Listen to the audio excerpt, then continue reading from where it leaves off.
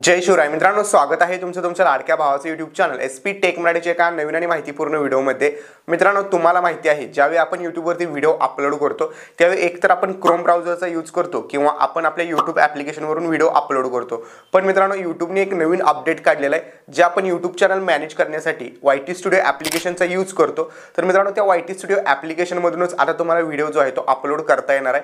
तर मित्रांनो, त्यामध्येच आपण YT स्टुडिओ मध्ये व्हिडिओ कशा प्रकारे अपलोड करू शकतो तेच आपण आजच्या व्हिडिओमध्ये बघणार आहे। तर व्हिडिओ आजचा इंटरेस्टिंग आहे, व्हिडिओला पटापट लाईक करा। या चॅनलवरती तुम्ही नवीन आणि पहिल्यांदाच आला असाल आपल्या SP टेक मराठी YouTube चॅनलला सबस्क्राइब नक्की करा, कारण मित्रांनो आपण आपल्या चॅनलवरती अशाच प्रकारे मराठीमधून YouTubeच्या टिप्स देत असतो। तर चला मित्रांनो, जराही न वेळ घालवता आपण आपल्या आजच्या व्हिडिओला सुरुवात करूया। मित्रांनो, मी माझ्या मोबाईलच्या स्क्रीनवरती आलेलो आहे। साइडला तुम्हाला माझा मोबाईलची स्क्रीन जी आहे ती दिसत असेल। आता मित्रांनो, हे YT स्टुडिओ ॲप्लिकेशन आहे। ओके, इथे बघू शकता हे YT स्टुडिओ ॲप्लिकेशन आहे आणि हे तुम्ही प्ले स्टोर वरती जाऊन एक वेळेस अपडेट आहे का हे चेक करायचं। आणि तुम्हाला अजून देखील माहिती नसेल YT स्टुडिओ ॲप्लिकेशन म्हणजे काय, तर मित्रांनो तुम्ही YouTubeच्या जर्नीमध्ये खूप मागे आहात। आपल्या डिस्क्रिप्शनमध्ये दिलेल्या प्रो यूट्यूबर सिरीजमध्ये तुम्हाला YT स्टुडिओ ॲप्लिकेशन बद्दल पूर्ण डिटेल्स व्हिडिओ आहे, किंवा मी डिस्क्रिप्शनमध्ये सेपरेट लिंक पण देईल YT स्टुडिओ ॲप्लिकेशन बद्दल पूर्ण ट्युटोरियलची। तर त्यामध्ये जाऊन मित्रांनो YT स्टुडिओ ॲप्लिकेशन पूर्ण शिका, कारण हे जर तुम्ही ॲप्लिकेशन शिकला तर जी जर्नी तुम्ही 2-3 वर्षामध्ये जितकी तुमच्या चॅनलची ग्रोथ होणार होती ती फक्त 5 ते 6 महिन्यातच होईल, कारण इतकं डिटेल्समध्ये ॲप्लिकेशनमध्ये सर्व गोष्टी असतात मॅनेज करण्यासाठी। तर त्या व्हिडिओमध्ये मी संपूर्ण डिटेल्समध्ये सांगितलेलं आहे। आता मित्रांनो, या ठिकाणी बघू शकता हा जो आपला YT स्टुडिओ ॲप्लिकेशन आहे यामध्ये आल्यानंतर इथं वरती तुम्हाला एक प्लस आयकन दिसेल। तर या प्लस आयकनवरती क्लिक करूनच तुम्ही व्हिडिओला अपलोड करू शकता। आता इथे जर थोडंसं खाली जाऊन आपण आपले व्हिडिओ जे कुठले आहेत ते अपलोड करूया। एकदम छोटा व्हिडिओ मी घेतो 1 मिनिटाचा, म्हणजे लवकर अपलोड होईल।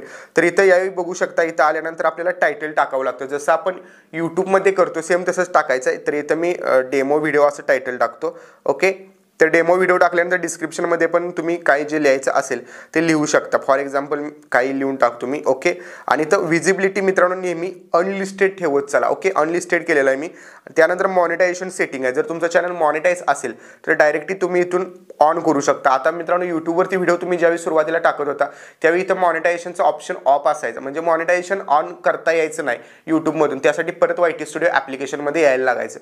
पण आता नाही, आता डायरेक्ट तुम्ही करू शकता। आता बॅक यायचं आहे, बॅक आल्यानंतर इथं तुम्ही ॲड टू प्लेलिस्ट कुठल्या प्लेलिस्टमध्ये हवा असेल ते करू शकता। नेक्स्ट वरती क्लिक करून इथं no it's not made for kids age रिस्ट्रिक्शनमध्ये पण नो ठेवायचं आहे आणि अपलोड व्हिडिओवरती क्लिक करायचं। आता व्हिडिओ इथून अपलोडिंग मित्रांनो चालू होईल। इथं बघू शकता व्हिडिओ जो आहे तो अपलोडिंग चालू झालेला आहे। आता इथं अपलोडिंग झाल्यानंतर 3 डॉटवरती क्लिक करून इथे एडिट ऑप्शनवरती क्लिक करायचं। एडिट ऑप्शनवरती क्लिक केल्यानंतर तुम्ही या ठिकाणी व्हिडिओचे टॅग पण टाकू शकता। ओके, इथं मी टॅग समजा एक टाकला, त्यानंतर मला इथं कॅटेगरी चूज करायची आहे, तर मी ते कॅटेगरी पण सिलेक्ट करू शकतो। आणि कमेंट मला ऑन ठेवायचे आहेत का ऑफ त्या देखील मी इथून मॅनेज करू शकतो। माझ्या व्हिडिओवरती लाईक किती आलेत हे दिसायला हवेत लोकांना की नको, तर नको असेल तर इथं मी अनटिक करेन। जर लोकांना लाईक दिसणं गरजेचं आहे असं तुम्हाला वाटत असेल तर ते टिक जे आहे ते ऑन करा। आणि इथे यूट्यूब स्टँडर्ड लायसन आहे की क्रिएटिव्ह कॉमन आहे ते करा। जर क्रिएटिव्ह कॉमन सिलेक्ट केलं तर तुमचा व्हिडिओ कोणी कॉपी केला तर तुम्ही स्ट्राईक नाही देऊ शकत। सो माझं म्हणणं एकच आहे, स्टँडर्ड यूट्यूब लायसन ठेवा।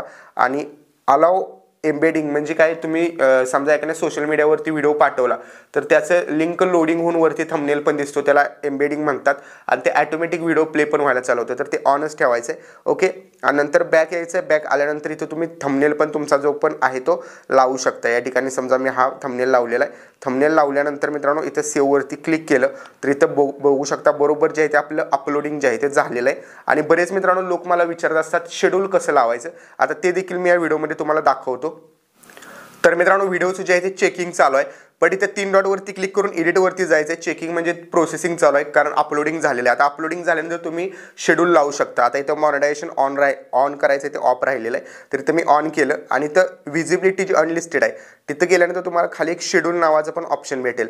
आता शेड्यूलमध्ये यायचं आहे, तुम्हाला समजा आज टाकायचं असेल आजची तारीख सिलेक्ट करा 16-17, किंवा समजा तुम्हाला 20 तारखेलाच हा व्हिडिओ अपलोड करायचा, 20 तारीख सिलेक्ट करा, ओके क्लिक करा।